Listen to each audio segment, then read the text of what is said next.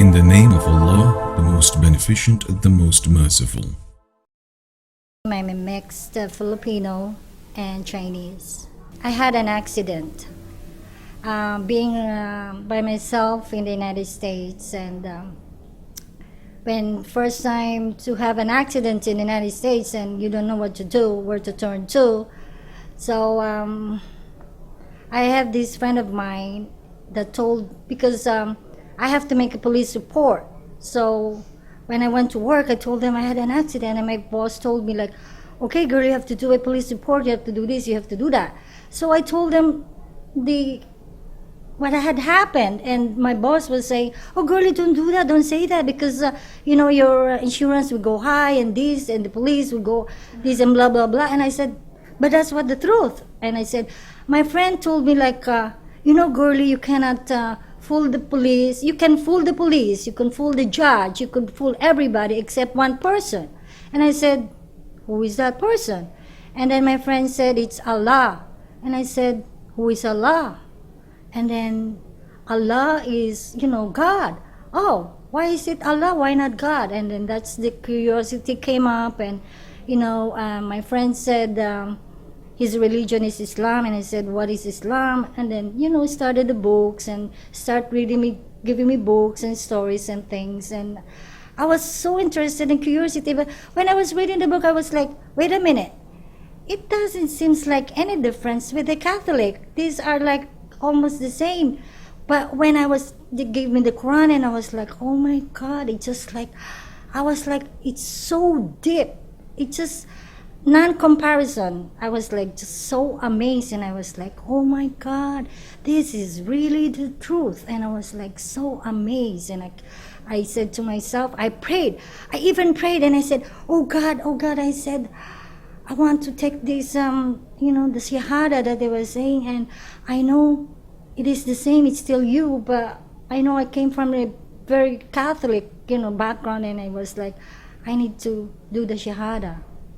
And that was the 9/11, 2001, and that's the hardest, because 9/11 is just happened, and it was like, even at work, even at school, not at school, but I'm working, everywhere I go, I was first time I wear my hijab, and then giving me this bad finger, and I was like, what are you doing? I was just wearing my hijab, and I even laid off because of wearing my hijab at work. But I was like, oh well, I don't care.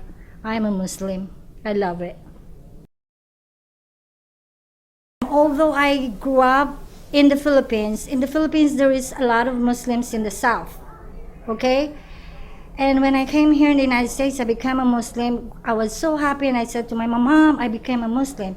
My mom was so sad, and she told me like, you didn't go to the United States to become a Muslim. Yes, I am. I was like, oh no. But you know what? I'm still having some struggle with my mom. I live with my mom.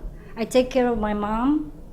But I love my mom so much, because I learning in the Quran that through your mom, heaven is at the foot of your mom.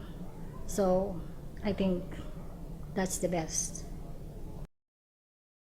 I think wearing the hijab is a biggest challenge, especially for women, because they are, concentrating on their looks, their beauty, and everything. But recently, I had this.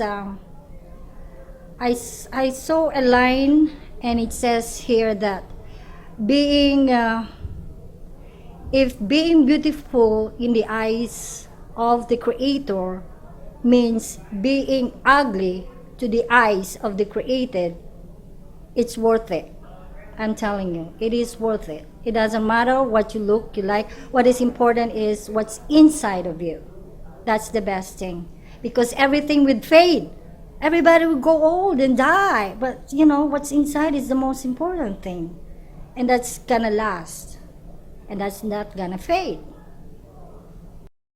Ramadan is the best thing, because it's just like Christmas. It's a gathering, and at first, before I, you fast, and then when you fast, it's just like you feel the way how poor people, hungry, and you kind of like empathize with them, how it is, to be hungry, and feel how to give back to the people, and the other thing is Ramadan. My first encounter with Ramadan is you have to do the dates, and I was like, where am I gonna buy the dates? I don't know. And then one day I was just like, everybody was giving me box of dates, and I was like, oh my God, there's a lot of dates now.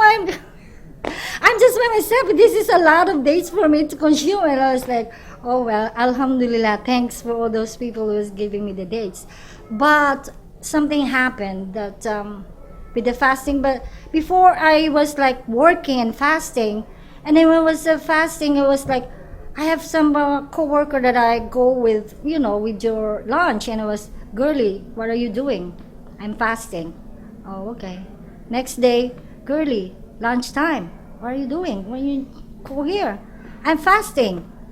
Are you dieting? No, I'm not. I'm fasting. Is fasting dieting? No, it's not. Fasting is like cleansing.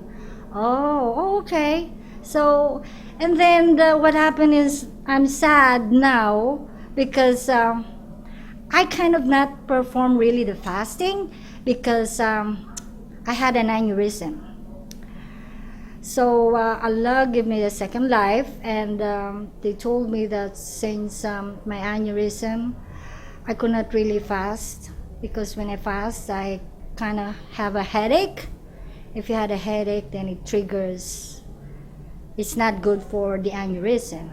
So what they told me, I kind of compute the amount of the breakfast, and then I send money to my brother and give it to the poor in the Philippines. So that's what I do right now, because since I had my aneurysm, I missed it. I really missed it. I'm trying, but they said, no, you don't have to because of your health condition. So may Allah bless me.